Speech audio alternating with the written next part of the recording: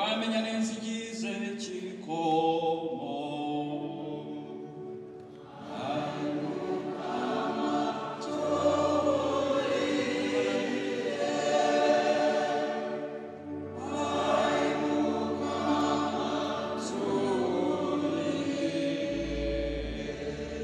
Yatuuka kuwa mu magombero baw'ekitangala abali mu nzikiriza.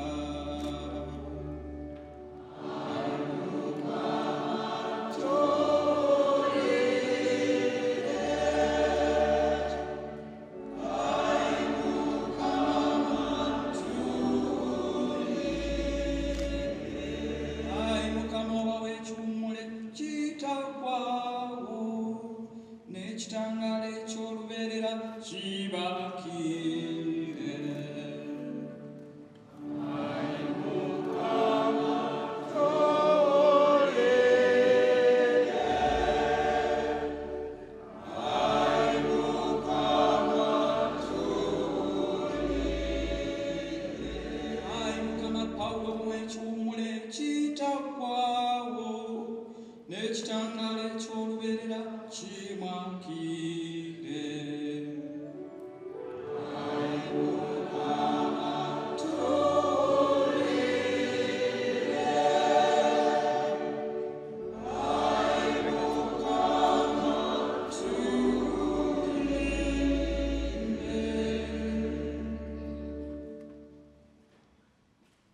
Ayi Patrick kusaasira kwasa Pawulo kabanga simwogerere kasande naye alibanga abalala bonna abafiira mu Kristo. Olunaku olw'oluvannyuma naye bakuzuukira awamu ne Kristo. Kale n'okuwa ekisa Ayi Mukama wulira okwegayirira kwaffe, emiryango gy'ekkubo giggulwe ayingire. Naffe twalese kulira okw'amazima kutumu okutukubagize.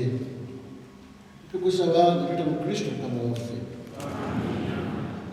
Ayi Patrick ataggwaawo tubaza ebirungi byonna bye waba omuweerezaawo ono ng'akyali ku nsi. Naffe tugattibwe n'abatuukirivu mu Kristo. Tunaategeera bw'oli ow'ekisa tukiriza okw'amazima tukubagize tukaffe nawe tulisisinkana mu Kristo. Naffe ali mu ggulu.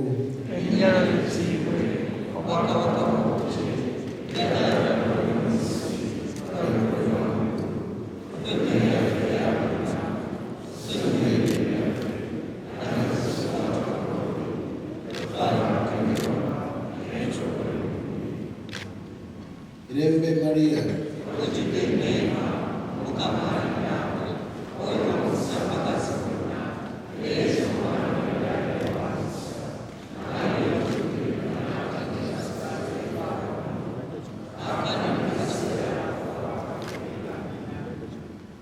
ekitiibwa kibe kya Patrick.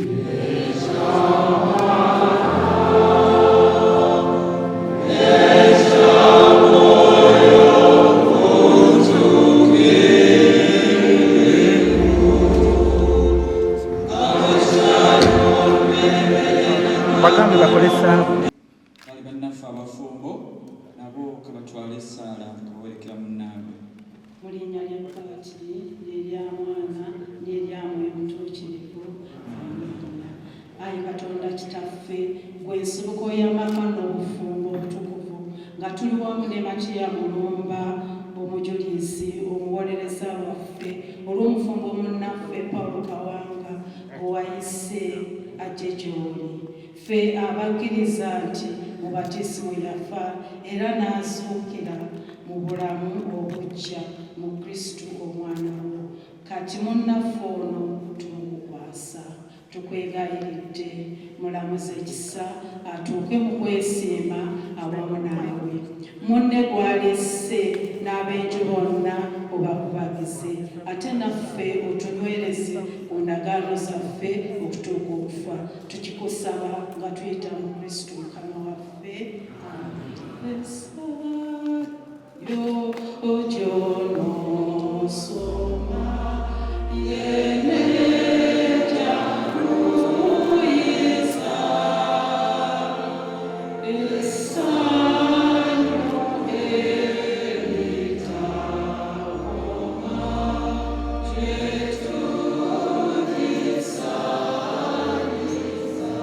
ayo Mukama w'ekifo ekitagwa n'ekitangala eky'olubeerera kimwakire atebekere emirembe ayo Mukama w'ekifo ekitagwawo n'ekitangala eky'olubeerera kimwakire atebekere emirembe ayo Mukama w'ekifo ekitagwawo n'ekitangala eky'olubeerera kimwakire atebekere emirembe mu linnya lya Paati n'erya Mwana n'erya Mwoyo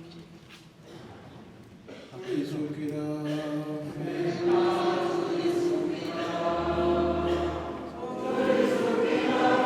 Mose ebbanga lye twakkaanyiza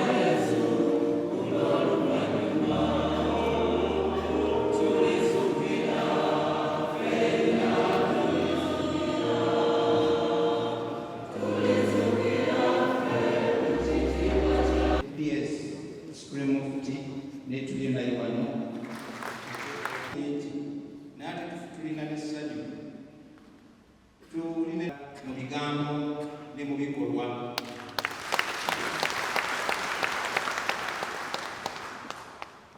omukulu ono yasemba okulabikaku wano mu ekelesiya ku lunaku olwa Sande tera okusembeza abakadde abatasobola kujja wano